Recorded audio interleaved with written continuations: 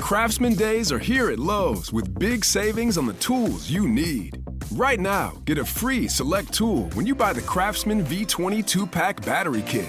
Whether it's the backyard, the bathroom, or beyond, Craftsman has the tools to help you power through and get the project done right. Because DIYing is unpredictable, but your tools shouldn't be. Shop Craftsman at Lowe's today. Valid through 6/18 while supplies last. Selection varies by location.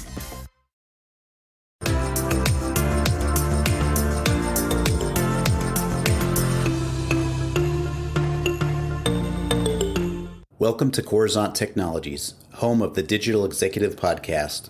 Welcome to the Digital Executive. Today's guest is Dan Goldsmith. Dan is currently CEO of Tendo, a software company focused on seamlessly connecting patients, clinicians, and caregivers throughout the care cycle. Prior to Tendo, Dan was the CEO of Instructure, supporting the teacher and learn needs of more than 30 million students and teachers using Canvas. Dan also spent 9 years at Viva, where as Chief Strategy Officer, he helped the company IPO and become the leading provider in the life sciences industry. Earlier in his career, Dan held senior executive roles at Accenture, PricewaterhouseCoopers, and IBM. Dan is an active advisor, investor, board member, and philanthropist. His service spans public, private, and nonprofit organizations. Dan graduated from the University of Rochester and currently resides in the Philadelphia area, but he can be often found on the Silicon Slopes of Utah or working with organizations in Silicon Valley. Well, good afternoon, Dan. Welcome to the show. Thanks, Brian. Good to be here. Absolutely. I appreciate you jumping on, and we get to connect and hear a little bit more about what you do and how you're running the company Tendo. So let's jump into the questions, Dan. You've got quite the career in technology. You've been an advisor, a board member, entrepreneur, and now you're the CEO at Tendo. Could you share with our audience the secret to your career growth and what inspires you? Sure.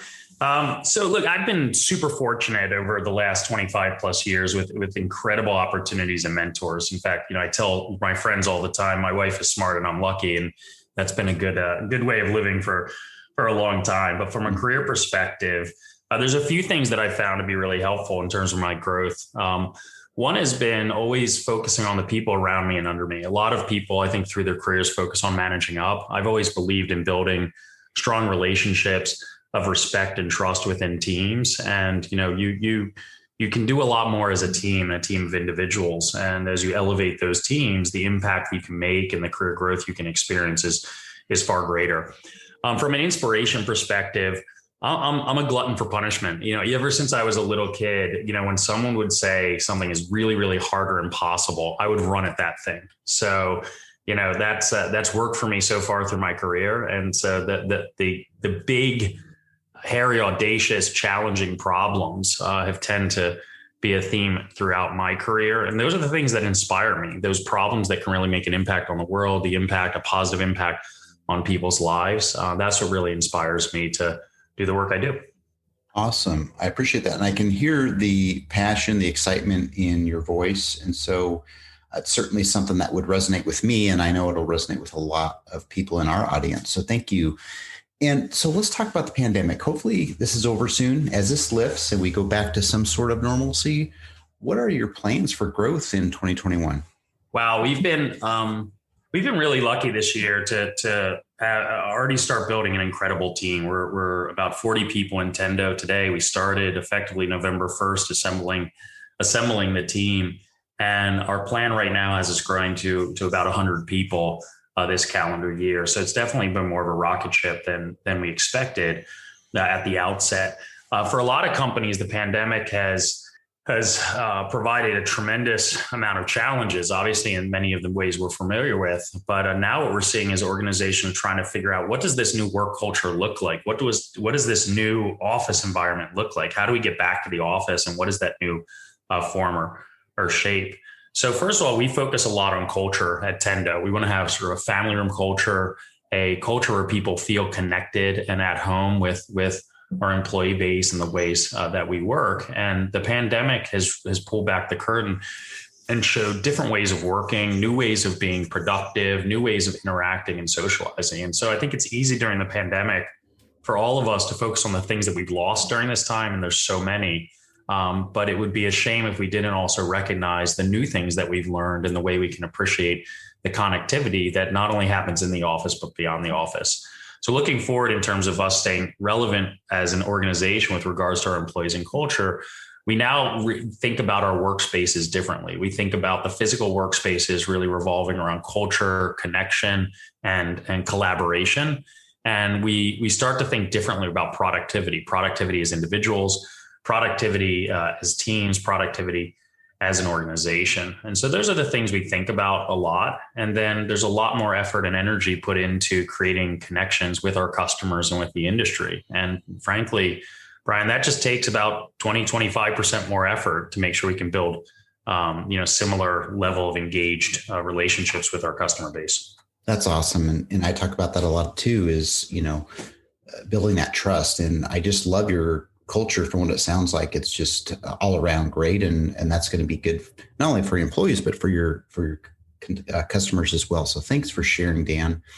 So Dan, let's talk about tech. This is a tech platform, and I'm a technologist. I'd love to get into this stuff, but you're obviously leveraging some new and emerging technologies within your tech stack. Is there anything specific you might be able to share with us today? Yeah, happy to do that. First, maybe it's important to paint some context on what we're doing at Tendo. At Tendo, our vision and mission is to create software that drives what we call exceptional experiences, these consumer-grade experiences, greater clinical outcomes and better efficiency for patients, for clinicians, and for caregivers. I think healthcare in general has really struggled to create an experience for those stakeholders that is more synonymous to what we experience in other industries and other areas of our lives. So, for example, I can, at a click of the button, see my entire financial health, but it's very, very difficult for me to see my personal health or my physical health.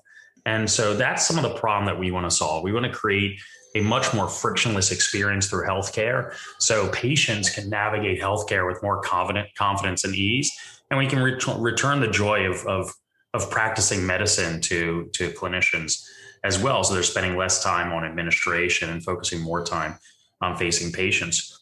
With that mission and vision in mind, we need to rethink the whole technology frame of how things operate. And what that starts with, Brian, is this fundamental idea that in a regulated industry, especially like healthcare. On WhatsApp, your personal messages stay private between you and whoever you send them to.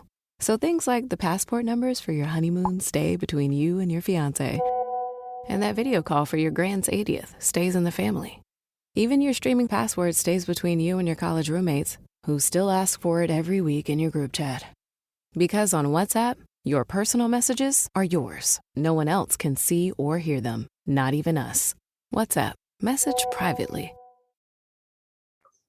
You need to have a platform first that can support very complex workflow and requirements that can be highly reliable, because you're dealing with people's health and needs. On the other hand, we need to have applications and solutions that can deliver a consumer-grade experience, something akin to what we have at Amazon or OpenTable or Hulu or Netflix or whatever it may be. And there's really not a lot of technology providers out there that can blend those two models. So first and foremost, we think about our technology stack and the way we design and build from that premise. We're incorporating a lot of technology, some of them known, some of them not as well known, in new ways. We're working with Kafka and Confluent, for example, for our event stream. We're working with Go, Neo4j, and a variety of the Amazon services as we build our stack. A lot of the work the team has been doing over the last 6 months is actually building the foundation, so we can have a really strong environment provisioning capability, strong microservices capability, API framework that gives sort of current and backward compatibility. Really something that can be extensible and scalable over time. We plan on having tens of millions of stakeholders and users on the platform over time, and so we need something that's architected well at the outset. The other thing, the last thing I'll say about our technology and platform is we need to both serve the needs of providers and patients within this environment, but we also need to create a layer that can make healthcare more ubiquitous. So as a patient, I can navigate healthcare not just within one healthcare system, but really have a more unified experience across healthcare systems. So that requires us also to play a big role in interoperability across the healthcare ecosystem. So we need to participate as a partner with other significant players in healthcare to make that happen. That's awesome. I appreciate you sharing, your perspective on what technology needs to do, leveraging it for the better good, and especially healthcare. So complex and overpriced, right? And we've got everything, like you said, to deal with the bills, but not with the healthcare. Your health. So that's important. So thanks again, Dan. So Dan, let's talk about last question here. Can you share something from your career experience that might be helpful for those looking to grow their career in tech or entrepreneurship? Yeah, this is something I think about a lot. I focus a lot on people. I've had the benefit, again, of many mentors and growth over time in my career. I have a lot more to look back on in my career now at this point, after 25 years, and a lot of lessons learned along the way. And I think people go through transitions in their career from like the mentee type of model to a mentorship model as well. So one of the first things that I've learned about building my career, my experience is really around mentorship. And this is something that a lot of companies talk about right now is mentorship programs. One of my first pieces of advice for people is mentorship is not something where as an individual, you just sit at your desk and wait for some mentor to ascend down and all of a sudden enlighten you with wisdom. Mentorship actually needs to be a very active engagement from the mentee driving things. Throughout my career, I've proactively reached out to people I respected, people I saw in the market, whether it be in my company, in another company, at a customer, to actively pursue mentoring relationships. So that's been super helpful in just driving experience and growth for me. I think the other thing is I've always coached people to be very vocal about the growth and the experience that they're looking for. So while you're in a company, you have to get your primary job done, but ask to be a fly on the wall in other meetings that are maybe outside of your primary domain. Make connections with other managers outside your group. Ask for to be on the quote unquote list, or to be to have it be known that you want to do special projects as well. And I found that's a big accelerator for growth as well, specifically around entrepreneurship and technology. NetCredit is here to say yes, because you're more than a credit score. Apply in minutes and get a decision as soon as the same day. Loans offered by NetCredit or lending partner banks and serviced by NetCredit. Application subject to review and approval. Learn more at netcredit.com/partners. NetCredit. Credit to the people. As one grows through their career, I think there's a lot about surrounding yourself with a network of people you can learn from.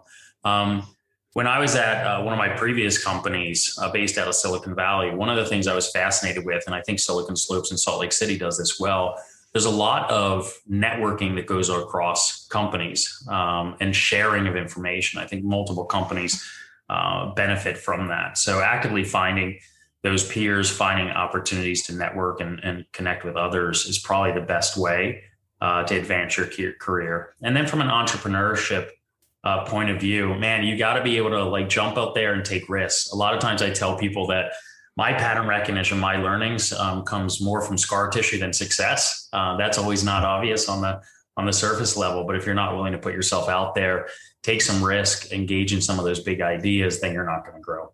Absolutely. I love that. And you're right. You've got to take action, action while it be, you mentioned that scar tissue. Yeah. Action. Yeah. And Brian, from a mentorship perspective, I think a lot of people are almost afraid to ask for mentorship. What I'd love to tell your audience is, sitting in the CEO seat, sitting in a senior executive seat, we're just normal people as well. We're super flattered when someone asks for advice, when someone asks for mentorship. That's something I take really seriously. It's something that I'm always flattered that someone, considers me, or I think as a senior executive considers someone, looking to them as a potential mentor, or someone who can provide advice and guidance. So I would encourage people not to be shy about that, be respectful, but, just understand that people in that senior executive suite, really enjoy the opportunity to share experience and help people achieve things they never thought was possible before. I appreciate sharing that. And mentorship is so important. And I've talked about that quite a bit and done quite a bit in my career as well. And I feel honored when asked if I could be a mentor to somebody. So that's great. So Dan, let's just want to say it was a pleasure having you on today. And I look forward to speaking with you real soon. That's great, Brian. Thanks so much for giving me the opportunity to talk today, and you have a good day. Bye for now.